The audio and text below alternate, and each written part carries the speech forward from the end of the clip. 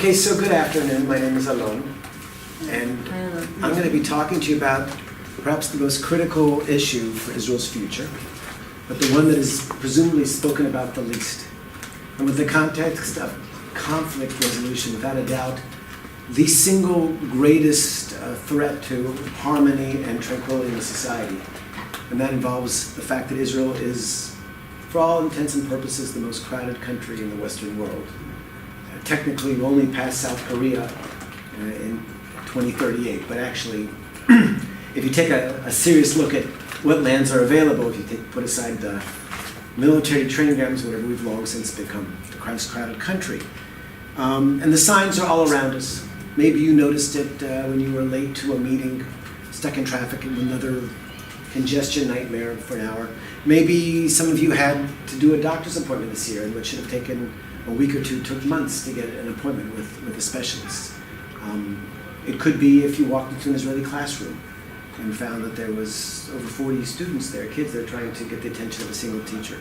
So all these add up to a certain kind of, I would say, a social pathology which raises real questions about the sustainability of Israel's demography. That is to say, Israel's population grows 2% every single year. And so what we're going to be talking about today is, what does that mean? Maybe a little bit on the global area. Hang on, I think I've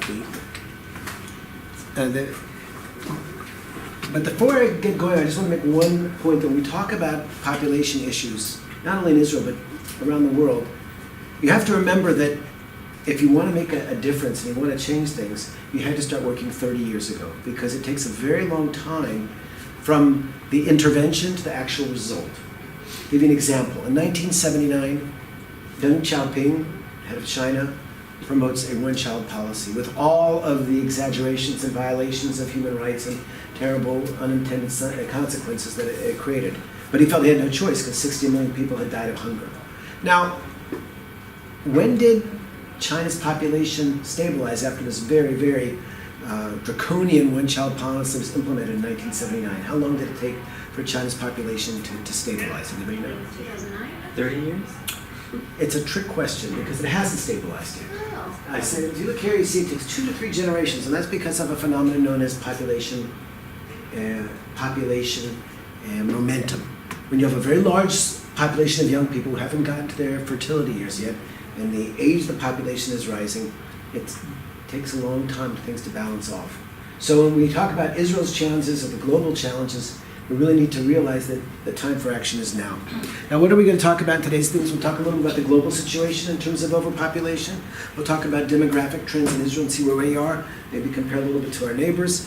We'll talk about what does it mean for our environment to live in such a crowded situation. We'll talk about the social implications, what's happening to the critical institutions and those areas of life which we consider to be quality of life areas. We'll talk about carrying capacity. How many people do we want? What constitutes a maximum number of people that's acceptable in a certain place or in this country?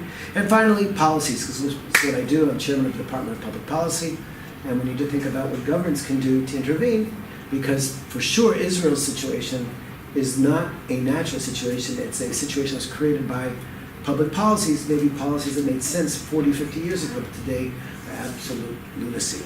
So let's talk a little about the world. Every 2 years, the UN revises its projections about how many people are going to be in the world. The most recent one came out last summer in July, and this is what, I'm sorry.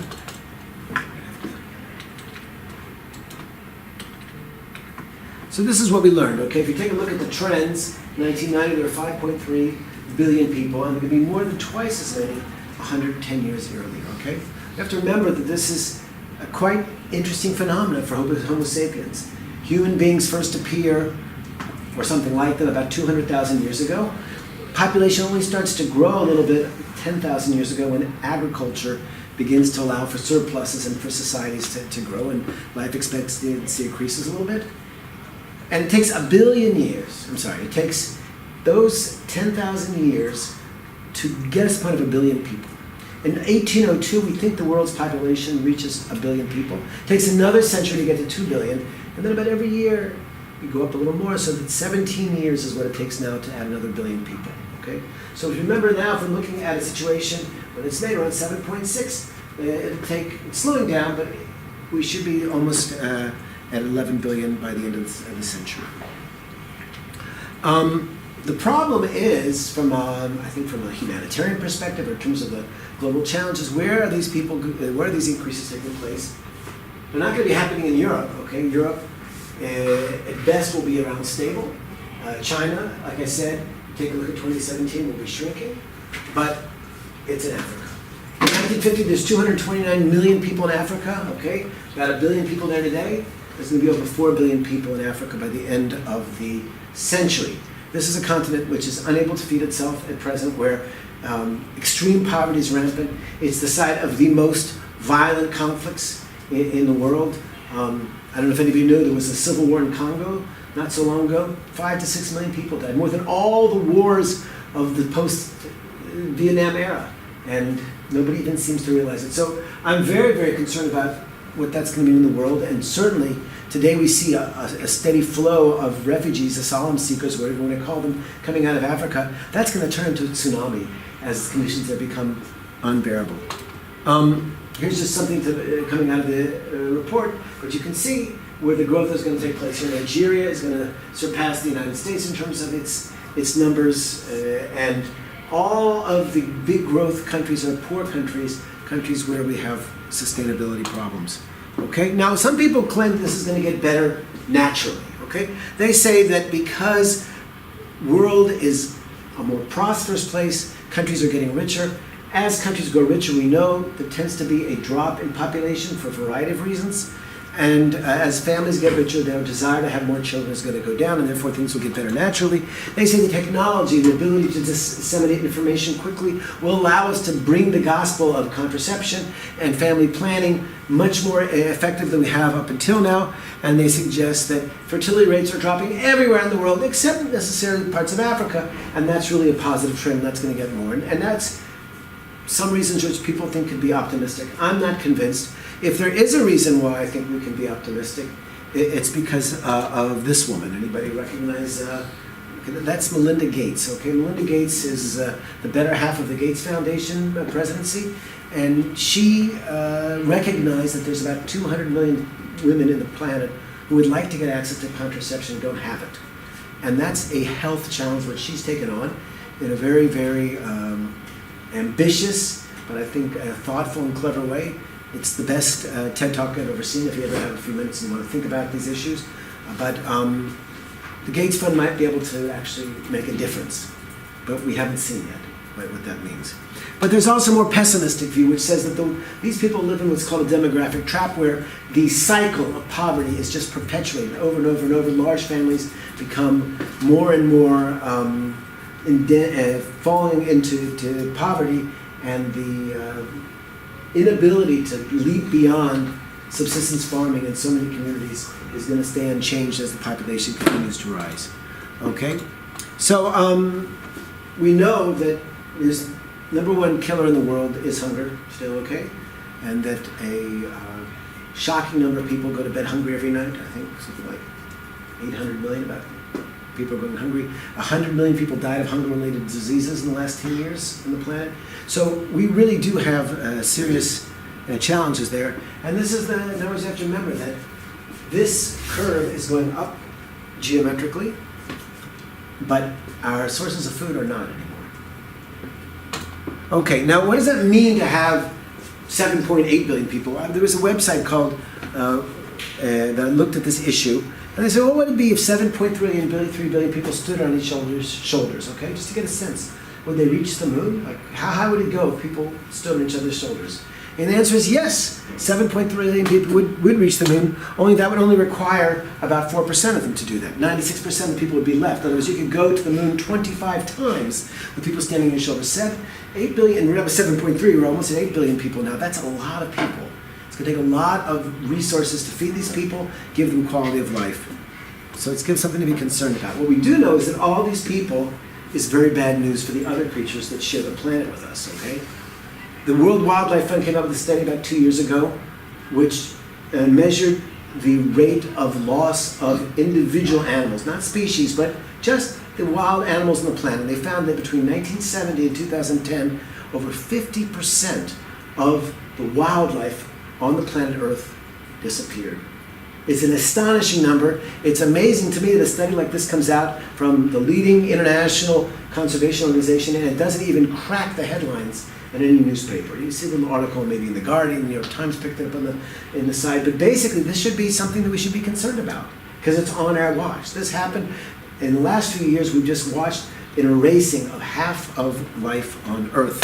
In terms of species, we know that we are what we call now a sixth extinctions. There have been massive extinctions over time, 5 of them, but always related to climatic events, or the big meteor that crashed into Mexico and created the conditions that wiped out the dinosaurs and a lot of the ecosystems then. But the present mass extinction that we're seeing now is different because it's caused by another species. And the fact that so many species are disappearing so fast, this research that was done by Geraldo Sabella, the #1 ecologist, and Paul Ehrlich, the legendary ecologist from Stanford, shows that if we look at the baseline levels of extinctions, and animals have always come and gone as niches disappeared. It took a couple hundred years for say a mammal to come and go. We are about at least 100 times faster at losing species, probably more like 200 if we're not going to be so conservative. So this is happening every day around us. And the reasons why, pretty clear. Loss of habitat. It could be exploitation, it could be hunting a habitat, it could be turning it into a agriculture area. But when animals don't have room to live or their homes are taken from them, naturally they just disappear. And it's not just in biodiversity that we see this unbelievable impact of overpopulation. Global warming may be the single most pressing issue on the human agenda, okay? As we are rushing towards the tipping point of 2 degrees Celsius and the ice begins to melt and all kinds of irreversible things get set on track. Now, a couple of researchers asked a very simple question. Last year was published in the Environmental Research Letters. They asked, what can we each as individuals do to lower our carbon footprint? How can we reduce the emissions that we give the global greenhouse gas emissions? And there's a lot of things we can do. You can replace your car with a hybrid. You can wash your clothes in cold water. You can hang your clothes to dry. You can eat a plant-based diet. That's pretty good. Switch to an electric car. Move to green energy. But 60 times more effective or more powerful, have one less child. Okay? Because the carbon footprint that we produce by having more people on this earth just gets magnified as people spread out through the planet. Now, these issues are not necessarily new. We have been very well aware that more people means less nature, that more people means more pollution for many, many years. And indeed, there was a period of time when climate change was a central issue for the world's environmental communities. But surprisingly, about 40 years ago, all of a sudden there began a deafening silence on this issue. Dana Kuhl is a researcher from London who looked at this issue in a very interesting article that appeared in Environmental Politics. And she asked why, what happened? Because really, if you look back when I was a kid, the population bomb came out. Paul Ehrlich wrote it then. He was a young academic from Stanford. It was a massive bestseller published in dozens of languages. And this was the issue. Everybody realized we had to deal with this challenge. And then all of a sudden, like I said, it fell off the map. Well, she points to 5 different phenomena that contributed to it. The first one is population shaming. There was sort of an unholy alliance between the Vatican and some developing countries, even some feminists participated, to argue that people who called for population stability were actually, what would you say, they were basically racist, okay? And that these were people who didn't necessarily care where the population was, they just didn't want black bodies to be there. And there was a very, very nasty overtone there. And environmentalists tend to be thin-skinned. We don't like to be outside of politically correct comfort zones, and so people just backed off, okay? Because they didn't want to be associated with that kind of a thing. The other thing is that there was a sort of population skepticism. A lot of people said, well, you know, maybe it's not so bad if there's many people. Where do people like to live? Manhattan, Paris, London, these are crowded places, so maybe that's okay the world is getting so crowded. And other people said population declinism. Like I said, naturally things are declining, it'll take care of itself. There was the decomposers who said, well, it's too big an issue to address on our own, so let's just make little pieces. I'll deal with, adapting to climate change, or maybe we'll see if we can save a little bit of land, but very, very narrow perspective because they can't get a grasp on the issue. And then there's some people who simply threw up a white flag and said, oh well, we're all screwed, so let's just do the best we can and feast.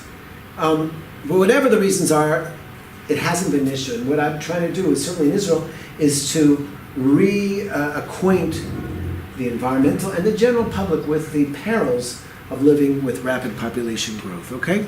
Now, we talk about unsustainable population dynamics. This is what it looks like. This is Niger. I think they have a total fertility rate of 6.5 children per family. And you can see how it looked. Not a lot of old people, because they died very young there, and lots of young people. It will take years to get this population to a level of stability, barring some kind of horrible famine. This is Israel's population pyramid. Again, every bar represents 5 years. You can see these are young populations. That's also the picture of an unsustainable population. What do we know about Israel's population? We know that we're growing very, very quickly. In 1950, there were 1 million people living in Israel. In 1960, 2 million people. In 1970, 3 million people. And you can do the math up to almost 9 million people today. Only there is a difference, and this is an important takeaway. For most of Israel's history, population grew 1 million people a decade. Now it grows 1.5 million people a decade, and that's just basic math. If you figure population is growing at 2% a year, you can do the math and figure out how that is. As you get bigger, the numbers, absolute numbers, increase as well. If you look at the density in our country, okay, I mentioned Israel and South Korea. As you can see, in 2038 we pass South Korea, but in fact this includes the Negev Desert, which is only home to about 6% of Israelis. If we take the rest of the country, where most Israelis live, we're way ahead of any of the other Western countries in terms of the level of density. Now, other countries in the area are also crowded. When King Abdullah, the grandfather, great-grandfather of the present king of Jordan, attacked Israel in 1949, how many people lived in Jordan back then? About 500,000, that's it. And population grew rapidly. They also absorbed lots and lots of refugees, Palestinians, Iraqis, more recently Syrians. You can see them coming in. But these are the numbers today, 9.5 million. Israel's grown tenfold. Jordan's grown 19-fold in the period of about 70 years. It's crazy. And this is how it looks on a bar graph. Egypt, 1 million more people every 10 months. There's no other explanation of the reason why this country's economy is so bogged down. It can't get beyond this massive unemployment, and every 10 months, 1 more million jobs they have to create as people are born. Palestinian population also growing extremely rapidly. The West Bank population amongst the Arab Palestinians has started to drop the rate, so they're now less than 3 children, but the Gaza Strip is still 4.5 children. Very, very rapid growth, and in fact, 40%, 50% unemployment. So here we are in a very, very crowded country. You probably felt it as you've been here a while now. And what does that mean? Well, environmentally, it's bad news. I'll say a word or two about what's happening here in terms of biodiversity, global warming. These are environmental issues which I work on all the time. Solid waste generation, Israel has a crisis of sorts where more and more people generate more and more trash. We have less and less places to store the trash. We send it further and further into the Negev. It's not very good. Noise pollution. As Israel becomes more and more crowded, it gets to be rather noisy. Did you know that 1 out of every 3 complaints to the Israeli police is on the issue of noise, where a neighbor wants to open his window and enjoy a little breeze here in these hot summer months, but the kids from the next door are on vacation and making a lot of noise in the street, and it starts to drive them nuts, and it leads to a lot of altercations if you're talking about conflict resolution and a lot of discomfort. Now, when we talk about water, you may have noticed Israel started a new campaign to save water, and that's because our rainfall has dropped. Demand, of course, is up, and nature is suffering. The Kinneret Lake is at its slowest historic rates. The Dead Sea has been disappearing for some time, and our streams of water are in big trouble. Now, you can argue, and I would agree with that we now have desalination. This is what a desalination plant looks like. You haven't taken my classes, where you use reverse osmosis to take seawater and convert it to drinking water. And about 60 or 70% of our drinking water comes now from the sea. But this makes us very vulnerable, because there will be another round with the Hezbollah, and or the Hamas, and they're already starting to target. We have 5 major desalination plants. They're all above ground. 1 or 2 get hit by an errant or a directed missile, and better have a nice supply of edited bottled water in your house when that happens. So there are a lot of things. But I want to say a word or two about biodiversity. Israel is blessed with remarkable biodiversity. We have a small country, but yet the number of species here is comparable to places like California, 13 or 14 times the size. We have more bat species here than all of Europe, okay? And that has to do with the fact that Israel has, on the one hand, an amazing gradient in terms of precipitation, starting in the south and a lot, 10 to 20 millimeters a year, up to almost tropical areas of the Galilee. And we also have, we're located at the meeting place of 3 continents, which means that Africa, Asia, and Europe all contribute to the collection of animals. And if you go out and hike, and certainly if you go out there at night when most of these animals are active, you can see amazing things in this country. Here are some comparisons. Like I said, you can take a look at the fact that even though California, according to all theories of island geography, should be 10 or 20 or 50 times bigger than Israel in terms of its biodiversity, roughly comparable in terms of the kinds of species we have.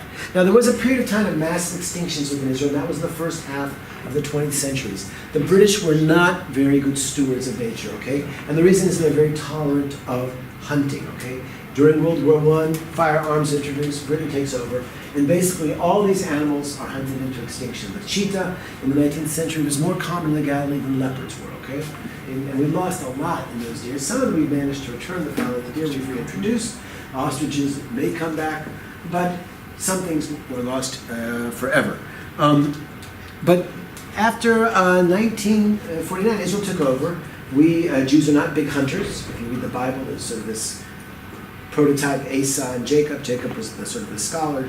Esau was the hunter, and Jacob took the lead in those days. And it's been that way ever since. And so once we put a ban on hunting in 1949, and then very, very tightly regulated it, ecosystems started to restore themselves. And Israel was almost a poster child for the amazing power of conservation interventions and their ability to restore ecosystems. Now, unfortunately, in the last 10, 15 years, trends have reversed themselves.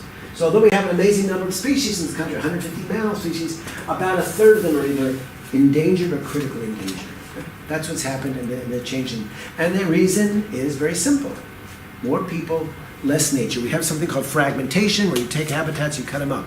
The bad news is that our red book, which contains an encyclopedia of all of the animals that are going extinct, were extinct, contains dozens and dozens of species. And I strongly urge you, in a matter of weeks, they're going to be opening up the new Natural History Museum on campus. It's the Noah's Ark looking thing on the edge there at the top.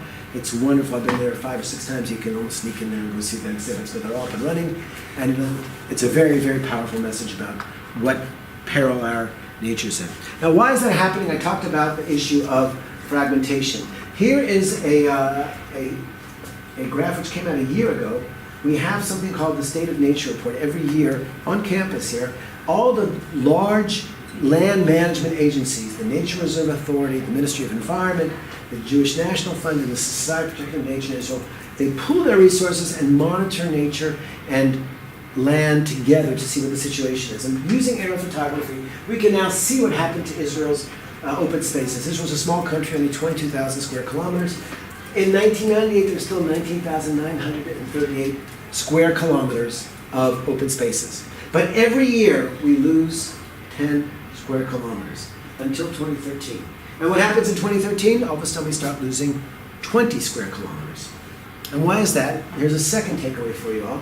That's because the function of species loss is not a linear one, or any kind of impact from overpopulation. In other words, let's compare it to driving on the Alon highway. Okay, some of you may have had that chance. Let's say you're sort of crawling along 20, 30 kilometers, and then a basketball game gets out at the stadium in Yad Eliyahu, and 3,000 cars, deluge onto the highway. Nothing moves for an hour.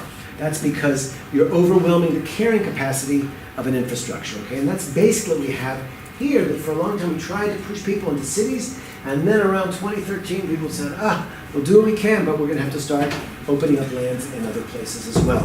And so we see this tremendous loss. The Society of Protection of Nature in Israel last week, we were all in the Knesset for Environmental Day, presented a new study which suggests over the next 30 years we're going to lose 1 million dunam, okay, which comes to something like another 1,000 square kilometers of open spaces. So that's what we're looking at. And what does that mean? That means that species that used to live there don't have a home. Okay, gazelles. Israel actually looks at the gazelle as an iconic species. If you read the Bible, there's one of the nicknames for the land of Israel is the land of the gazelle. About 15 years ago, we had in this country about 12,000 gazelles. They count them every year. There's volunteers, the nature reserve rangers, and then it plummeted to about 1,000, 1,400. Went back up a little bit, but the trends are very, very clear. So much so that the International Union for Conservation of Nature, which documents species extinction around the planet, declared the Israeli gazelle as an endangered, a threatened species, okay? Now, there used to be a lot more of these gazelles in the region. Lebanon had, Jordan had, Syria had, but they've all been sort of hunted into extinction because firearms are not regulated in these countries. I called a friend of mine, he said, yeah, but there's still that herd there on the border between Turkey and Syria, but I'm not sure how well they're doing over the past few years. So basically it's on us in this country, because we're the only country that really cares about nature preservation in a serious way, to try to do something to say that. But if you fragment gazelles' habitat and they can't move around, they don't have the genetic diversity they need to rise. And this is the same for all kinds of species. There's the vulture population. You can just go there, but so many species in decline. I live in Modi'in, which is a sort of a bedroom community of Tel Aviv and Jerusalem, about a half hour from here by train. The city is located here, but if you look at it, this yellow part is the residential area. We still have the southern hills. And they're a beautiful area. I go running there, have a route every Saturday morning, and you can see amazing things there. It's, first of all, archaeologically, it's the home of the Maccabees. That's where all the people who made the Hanukkah story hang out and did things. But it's also an ecological corridor, because to the east we have the separation fence, to the south Highway 1 to Jerusalem, to the north the city. And so if you go there, you can see hyenas, if you come at night, okay? We have 5 hyenas wandering around there. Jackals are very common. One day my dog was out jogging with me, starts playing with another dog. I notice it doesn't have a collar. I said, oh my heavens, that's a jackal, it's not a dog. I had to pull him in. Then we have gazelles. We still have some of those. Foxes. But that will all disappear. As I'm sitting now, it's only 20 years old, it's 90,000 people. It's planned for 150,000, but there's some people want it to go to 250. And when it becomes 250,000 people, that whole area will become apartments. Very, very simple. So Israel's almost at a turning point. We have to decide if we're serious about providing a home for other people. We have to think about our own limits, because the species-area relationship is one of the few immutable laws of ecology. And basically what it says is, if you have more land, more species can survive. Less land, they can't. And that's something which has been proven in every continent and every experiment ever done. And this is the picture that we have of Israel, okay? Open spaces giving way to construction. And that's because the country's growing at such a rate that every 30 years we have to double the country. So every house you see, every school, every highway, there are going to have to be 2 of those in 30, 35 years. What does that mean for the environment? Okay? Now I want to say a word or two about the issue of climate change and greenhouse gas emissions, okay? Now Israel has a prime minister who is unlike the American guy from Singapore. We believe that climate change is real in this country. Bibi Netanyahu, first Israeli prime minister in October 2015 to go to Paris, and in his speech to the 190 world leaders, someone there said, we are part of the solution. We submitted an action plan, was called an INDC, and we're all quite proud of him, okay? But what did we say when we went to Paris? Well, he said simply, here's what we're going to do. We're going to have interventions and policies which will reduce our greenhouse gas emissions 26% below 2005 levels by the year 2030 per capita. And we were all very excited. We said, that's an amazing thing. That's a heroic effort. But then the more analytical of us opened up an Excel file and said, what does that mean? To reduce 26% per capita when your population is growing at 2% a year. Oh, what that means is that, sorry, it's in Hebrew, I should have made this, but by 2030, you're going to be looking at 45% more people than you had in 2005. So assuming per capita emissions drop by 26%, you still have a 19% increase. To to what can I compare this to? It's like running on a treadmill. The treadmill goes faster and faster, so even though we do heroic efforts and reduce our meat consumption, and we double glaze the windows, and we move to electric cars and use natural gas, it won't matter because there's more people and there's more emissions. Please. Yeah, this exactly goes to the heart. There was a Facebook discussion of one of my friends posted. He posted something saying the claim was that the best thing you can do for the environment is to go vegan, like what many people say. And then someone commented and says, no, it all doesn't matter. Just have less children or have no children at all, because no matter how little meat you consume, if you have like one person less, you can never save that much meat. I think that it's almost a false dilemma. Eat less meat, and if you're going to eat meat, eat chicken, not beef, which is a fraction of the greenhouse gases, and have 2 children. That's enough. That's what I would say. But that's the phenomenon you have to realize, that when you are growing exponentially, and you can see it in any country, go to the Philippines, any of these countries that have power, you can see that no matter how much you try to preserve things, the best you can do is stay in place, and even that becomes impossible. Now, one of the arguments you'll hear very often is that, well, gee, it's not really all about overpopulation. If we look at the global problems, it's also about consumption. That one person in the West's carbon footprint is orders of magnitude higher than a poor person in Africa. And don't you think that you're sort of creating an unfair picture there? And I think there's something to that. Israel's per capita GNP has increased dramatically. There's a speech that Prime Minister Netanyahu made this week to the American Jewish Congress, and he said something which all of us raised an eyebrow. We checked, he's right. Per capita income in Israel now higher than Japan's, okay? Becoming a wealthy country, okay?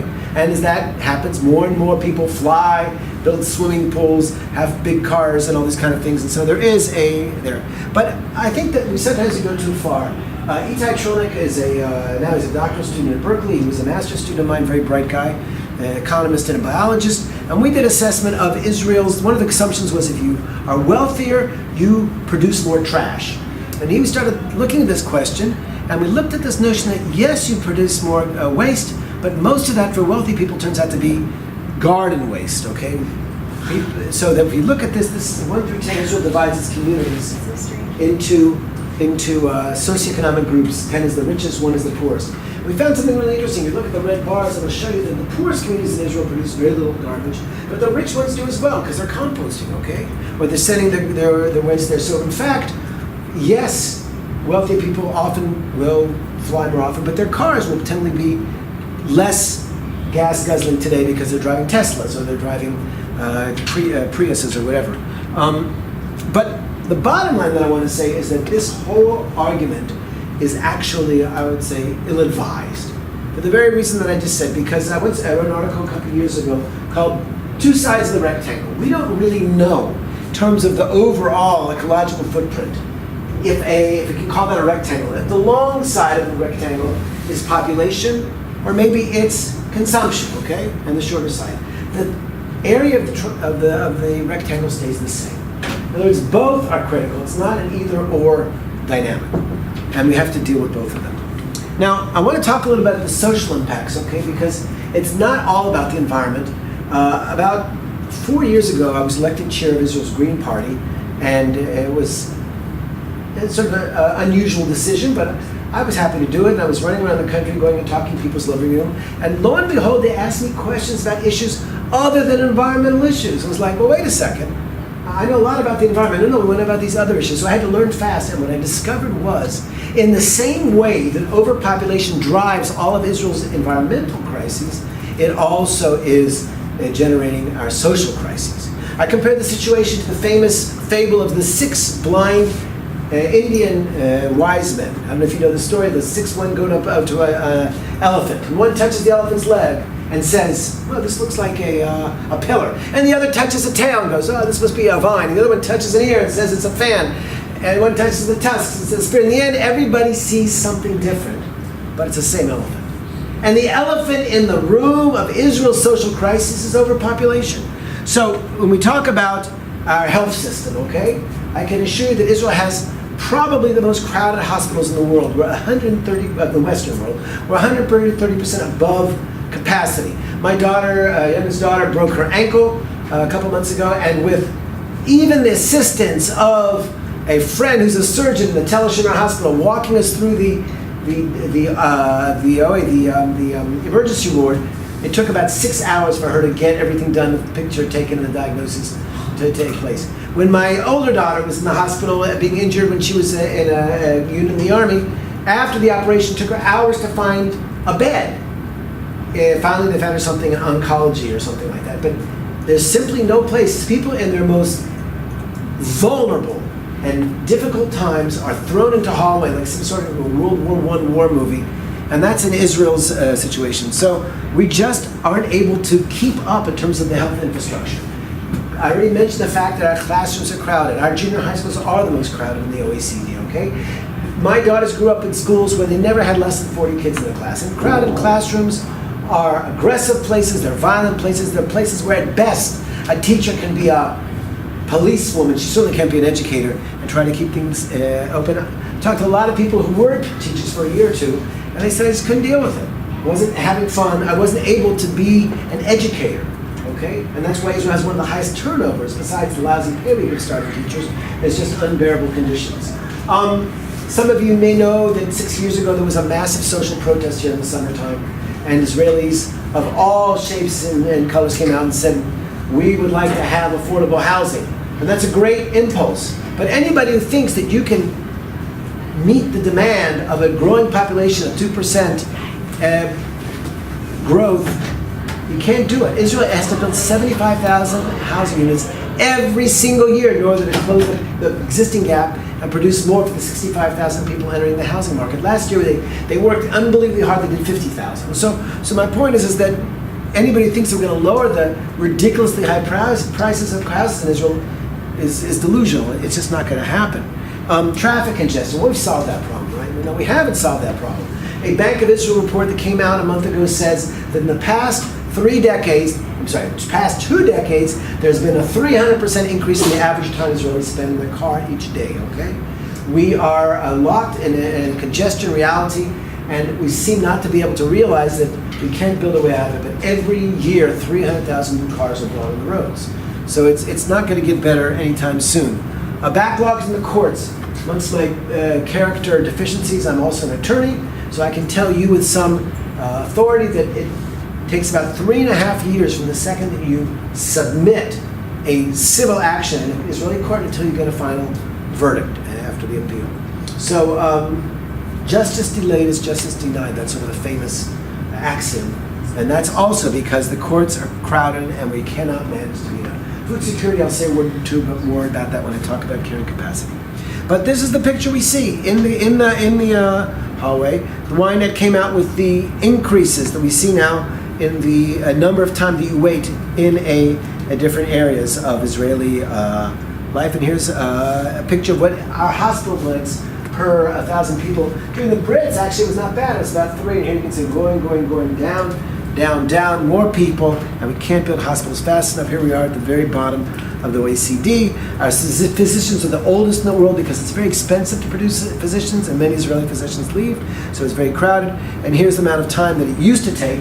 Let's just say it used to take about 5 days to get an eye exam. Now it takes 11. For something a little more specialized, you might see it took 23 days to do a gastroenterologist. Now it takes 87 days. So we can see this happening every year.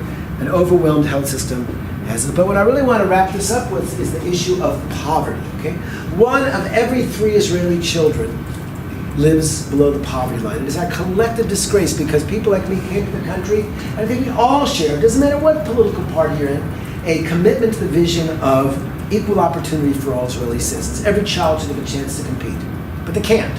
Because kids who grow up in poor houses are left behind and will continue to be so. Now that makes for good rhetoric, and it's true, but you have to think a little bit more analytically if you want to sort of deconstruct that particular pathology. And this is analysis I did with the help of the people at the National Insurance Authority in Israel, which or institute is called, who have an amazing database because all of us are in it. So I said, let's do this. Put on the x-axis the number of children in a family, and the y-axis the monthly income they make. And guess what? It doesn't matter if you're an ultra-Orthodox Haredi or a Bedouin or Arab, whatever you're. If you have 1 or 2 kids, you're doing okay. About 4,000 shekels per family member. not rich, but you're doing okay on average. Once you cross the 5 or 6 child line, you're below the poverty line. That's just basic division, okay? Put something bigger in the denominator. So the point is that we will never be able to solve our poverty issues if we continue to encourage large families, okay? Professor Einstein once said, for good operational definition of insanity, people who think you can solve a problem with the same thought that created it in the first place. So as we pour more and more money into our welfare system that encourages bigger and bigger families, in fact, we're only exacerbating the situation. Now, when I give this talk, I'm invariably greeted with reservations, okay? I do this talk on the average 2 to 3 times a week for anybody to listen. I talk to soldiers, and I talk to gap years, and I talk to old age homes, and I talk to government agencies. And if you know the movie Inconvenient Truth, it's like Al Gore's best the model. So I'm out there, talking the gospel of sustainable population. And invariably people say, wait a second, where do you get off telling Jews to have less kids? I mean, after all, it was just about 75 years ago that the Nazis wiped out 1/3 of the Jewish people. And we have a solemn responsibility to return those people. So what kind of chutzpah allows you to suggest that we chill our demographic growth? That's an interesting argument. And it's a pretty good one. Here's the picture that goes along with it. Here we are in Israel. We're trying to have more people to replace people from the Holocaust, the survivors. The trouble is that it's based on disinformation. Here are the numbers. In 1938, there were 16.5 million Jews on the planet. That's our best guess. In 1945, tragically, only 11 million remained. Okay, that's sort of the best numbers that are out there. Okay, but since that time, astonishingly, there has been a remarkable resurgence of Jewish population everywhere. In the last Pew survey in the United States, 6.8 million Americans said identified as Jews. We have almost 7 million Jews in Israel today, 500,000 in France, hundreds of thousands in England, Canada, Australia. If you take what I would say a reasonable definition of who is a Jew, what they use for birthright, things like that, there's well over 17 million Jews. So indeed there was, I think, a ethical imperative to replace the Jews killed in the Holocaust. But we did that. And now we can take a pause and think, okay, do we want to keep running like this, or do we want to slow things down? I would also argue that there's sort of a historic precedent. The Holocaust is not the worst demographic disaster that befall the Jewish people. In 700 BC, when the Assyrians came down and wiped out the 10 tribes in the north and a lot of Judea, a much higher percentage of the Israelites in the Jewish world was destroyed. And then Isaiah came with his prophecies of consolation, and he said to us, I know it in Hebrew, but I don't know what it means. The children of bereavement will yet say in your ears, this place is too cramped for me. It looks empty now. Nobody's here, nobody's left. But in fact, before you know it, it's going to be crowded. And in fact, we can say we have realized Isaiah's vision here in this country. So now we can stop and think about things better. The other argument I get is this. You call yourself a patriot, a Zionist, go fight in the army. Don't you know that for the last 100 years, Jews and Arabs have been locked in an existential battle to the end, and every single Arab leader over generations has always said, if we don't beat the Jews in the battlefield, we will beat them with our large families. Yasser Arafat had a very ill-advised famous quote where he said, the secret weapon of the Palestinian people is the womb of the Arab mother, okay? And so, how do you get off, as somebody who cares about Jewish sovereignty, believes there should be a Jewish state, how do you get off telling Jews to have less kids, okay? And that's an interesting argument. And it made it make sense in the 1960s. In 1965, the average Arab-Israeli family had 8.5 children, the highest in the world, okay, without polygamy. Okay, this is a headline from 1987. You can see on the right side, Gil Cohen was a right-wing member of Knesset then, and Arnon Sofer, my friend, the geographer. And the headline in Yediot Ahronot says, by the year 2000, Israel will not be Jewish, okay? Because there was a lot of hysteria around this. But guess what?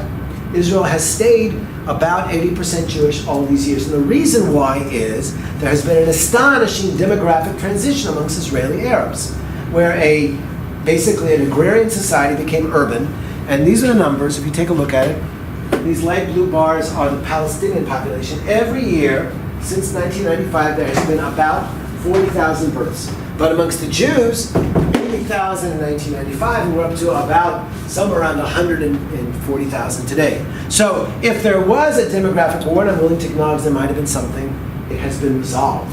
And it's time to link hands together, all Jews and Arabs in this country, and say, okay, how many people should be living here for there to be a good quality of life? Because that comes to issues of carrying capacity. I don't have the full time to get into it, but basically, carrying capacity is the notion that there's a limit to things. When I tried to explain it to my daughter, I took her to her 9th grade biology textbook, which says that carrying capacity is the largest number of organisms that a particular environment can support without reducing its ability to support the same species in the future. Okay? So, the trouble is that we, human beings, are more complicated than fish. So in the traditional thing, we'd say put 2 fish in a lake, and there's 4, and there's 16. It goes all the way up until eventually the resources run out, and the population drops, and that's the carrying capacity. For humans, however, there's a lot of things that drive this decision. How many people can live in an area? How rich do you want to be? How modest do you want to be? Do you want to be technologically sophisticated? Do you want to be a vegetarian? That seems to matter a lot. How materialistic? Do you want to leave room for other species? All these things drive these decisions. Now, one of the key questions is, can you feed yourself? And of course, Israel hasn't been able to feed itself now for many, many years. But what I'm going to argue about is that, in fact, I think it's the wrong question.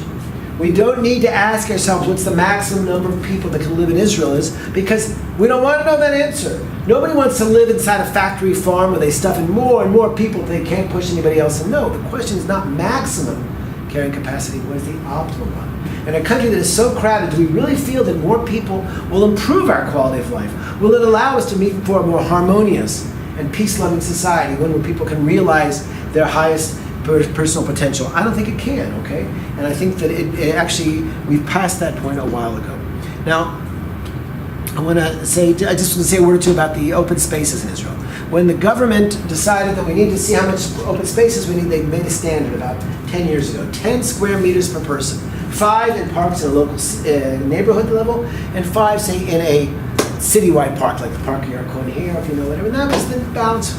But then the Ministry of Environment checked out what the numbers actually are. And we found is that in practice, take a city like Givatayim, you may know it's over the bridge there from the train station, 5.4, we're actually at half of that. And even that is a bluff because only 70% is actually accessible. 30% are traffic islands and places you can't get to. So as we look to a doubling in the number of people in Tel Aviv over the next 30 years, you wonder, well, where are the children going to play? Is this really going to make our life better?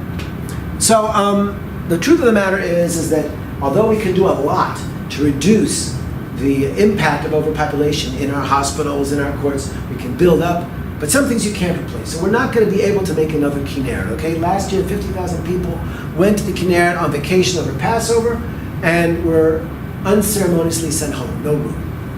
And that's something we're seeing again and again as it becomes more and more crowded. I took my daughter on a Friday afternoon to Rami Levy. You ever knows the very, very inexpensive supermarket. She said, why are we going in the afternoon? You know it's crazy there. I said, I want to show you something. If you'd come last night, it would be fine. But once you cross a carrying capacity, it becomes unpleasant. Now, the last 2 or 3 minutes of my talk, I'll say a word or two about policies, and then we'll open up for questions, okay? The truth of the matter is that there's a lot of countries that have realized that they need to step in and influence population trends, and not just China's one-child policy, but Singapore has done an amazing job of taking a population that at the time was, I was going to show the numbers, was about 6.5 kids per family and bringing it down way, way down. And they did it through a lot of different areas. Part of it involved presenting a message of 2 is enough, space it out, give yourselves time. These are the kinds of messages which you can give a population to change their perceptions of what is an optimal family size. And then you can give economic incentives, okay? So you can, maternal policies, you can encourage people after their second child, say you can have as many kids as you want, but we're not going to subsidize it. You can encourage them by sending second kids to the best schools, income tax policies, which are provided for the first and second kids, but not the third, giving small families priority in public housing as opposed to large families. All these things under the notion that we don't want to encourage people to do things which are not desirable. I'm going to skip over around because we just don't have time, but I'll say a word or two about Israel, okay? 2 policies have been behind Israel's remarkable population growth. Our immigration policy, we call the law of return, which allows any Jew to come back to Israel as a citizen automatically, no questions asked, and fertility. And for the first 40 years of Israel's history, the vast majority of its population growth was associated with immigration. 3.6 million Jews realize their right of return, including your lecture. And these are sort of the way it looks if you look at the numbers. The first years, the immigrants came from Holocaust survivors, okay, what we call them. For the next 20 to 30 years, most of the immigrants were from Arab countries. Israel wasn't so enthusiastic if you look back at the actual policies, but we took pretty much all of the Jewish communities in North Africa, Iran, Turkey, whatever. Then this big burst around 1990 was the Russians, okay, largest ethnic group in Israel, well over 1 million. We had that little group bumped there with Ethiopians, a couple 100,000. And since that time, we're at about 20 to 24,000 immigrants every year. And that's an interesting number because that's the exact number of people who leave Israel every year to take opportunities in Silicon Valley or to do some other things. And that's a good thing, I think. The interesting thing is that when you look at these different major immigrations throughout Israel, they have one thing in common. It's what we call them Jews in distress. Jews who face political persecution, Jews who face untenable economic conditions, and there was a big push to get them to come here. The Jewish communities that were wealthy, from Australia, from the US, Canada, they didn't really come very often. North America sent over 100,000 Jews to Israel over the past 70 years. That's it, just 100,000. So it's unlikely that there's ever going to be a massive immigration now that all of these other large communities are here. So by my perspective, we don't have to change our immigration policy for demographic reasons, because right now it's a wash. Basically, immigration and emigration are about the same. What we need to think about is fertility, okay? Since 1949, the Israeli government has made a policy of paying people to have kids. The ink had not dried yet on the peace agreement with the Syrians, or the armistice agreement, before the government passed a prize for champion mothers, giving them 100 liras, about 50,000 shekels in today's terms, if they will have 10 kids or more. Here's a picture of that. But it didn't work. People weren't succeeding. So they asked this guy, Professor Roberto Bacchi, was the head of social science at Hebrew University and head of our statistics institute, to make a policy. He's a famous demographer. And his committee worked for 5 years. In the end, they made a very, very comprehensive policy, which based on 3 things. First thing he said was, we want to pay people to have kids. Kids who have large families should get more money. Give military exemptions to people who have a lot of kids. Large families don't pay city taxes. You get special grants when you leave a hospital. If you have twins, you get more money. If you have triplets, it's a bonanza. So we pay people to do these kind of things. And there's all kinds of things that we do to encourage people so there's things we could do to encourage the opposite way. We could say if you have more children, you're going to get less. If you do the right thing and have 2 kids, in fact, we will reward you more. And I think this is the kind of things we have to think about. But at the end of the day, what I would say, and this will be my last point for the evening, is any country that's managed to stabilize population has done 3 things, okay? And that is empower women, and empower women. And all the rest is commentary. In other words, it's impossible, as far as I could see, to really have a transformation in fertility patterns until you give women in all sectors of society some sort of horizon, professionally and personally, to realize their potential other than being a mother. And that's something which exists for most Israeli women, but in certain communities, the ultra-Orthodox community, in the Bedouin community, the glass ceiling is exceptionally low. And we have to do what we can to stop that. So those are things which I think about as we look forward to changing Israeli policies and putting us onto a sustainable track. So that's my pitch. I think about 2 or 3 minutes for questions. If people have anything that didn't make sense or that they disagree with, I'm happy to hear your thoughts. Sure. So you were talking about, this was a while ago, how in Japan, Israel is now matching Japan for, what was it? Per capita GDP. Really? Yes. It's crazy to me because no one I know gets paid very well. Well, we pay a lot more taxes. I think that's probably. That's part of it. And that's per capita GDP doesn't talk about income distribution. So if we have a very low Gini coefficient, we're very, very unequal in the way we distribute our resources. Big inequality, yeah. Okay. Yes, please. Would you be willing to do a kind of split talk or debate with Professor Lipschitz? I don't know who he is, but yeah. Clive? Oh, Clive. Yeah. Of course. Yeah. But I don't think he disagrees with me. But I take him to the mat. He does have some different views on carrying capacity. Also, and I'd like to hear so does Udi. Udi Udi's as well. final Professor Summer. seminar for our class on research methods basically discussed how like overpopulation isn't really as much of a concern as people are making it out to be. I don't If you use think it was Gapminder, no. I think it was more that things are getting better. Yes. Yeah. Well, it really depends what you're measuring. But I think that at an intuitive level, we all can agree that when you wait longer for a critical service, your life isn't better. Right. And when you have more kids in the classroom, above 10, your life is not getting better. And if you're waiting more time in traffic, it's not better. So I think that almost all the objective data supports me. But I'm very happy. I do this all the time with a lot less friendly and intelligent people than fly. I'm on TV all the time debating this stuff, and yeah, I'm happy to do it. Yes, please. So you're basically saying that the demographic threat is not real, or is that because you looked only The on demographic threat, which threat, one? the demographic threat From that Arabs? is very political, exactly. That, Oh, no, there's no problem. The number, it's very clear, Arab population is in free fall, and Jewish population is an increase. Give you an example. The Druze used to have 6.5 kids per family, 7 kids at the peak, okay, in the 1960s and 70s. They're 2.1, they're like Europeans. Christian Arabs that have low 2, they're like 1.8. That's an amazing shift that's taken place. Jews are 3.3, 3.2. Is that true of the West Bank as well? West Bank is less than Israeli Arabs, but they're slightly more than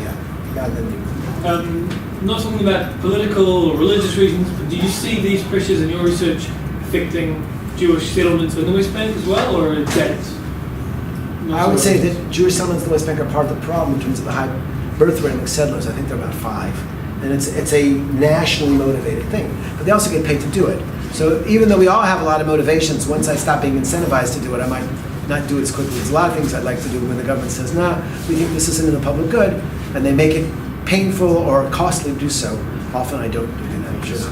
Yes, last question. So, to address the healthcare shortages, do you think Israel should adopt a less socialist healthcare system? Maybe. Now let's remember this. During the Israel's most socialist years, 1950s, we had a lot more access to hospital beds than we have now. I don't think it's anything. But the population was also significantly lower, right? Yeah, well, that's the whole point. My point is if we could stabilize population, then we could catch up. And I think Israel has a very good health system. Let's be honest about it. Even with everything, Israel's life expectancy, I think, for men is the 4th highest in the world. Certainly in this region, it's unbelievable. With all the smoking and the car accidents and the military, we still live shockingly long lives, much longer than we live in the United States, which is a wealthier society, whatever. So we have some really good doctors here.